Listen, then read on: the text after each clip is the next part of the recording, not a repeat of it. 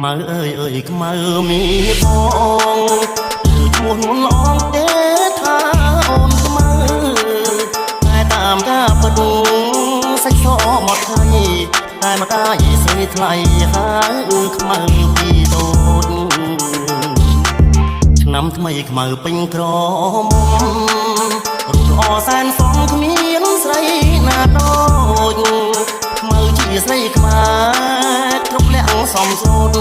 ប្រាជ្ញាក៏ឆ្លាតស្ដាប់ពីម៉ែអើថ្ងៃនេះបនចូលឆ្នាំថ្មីបងឃើញខ្មៅស្រីអូនរៀបចំពាំងបងរៀនទេវតាដាក់ខាខ្លាយព្រាំងដាំស្លរូតរាំងជូនម្ដាយទៅវត្តបងឃើញខ្មៅពូនភ្នំខ្សាច់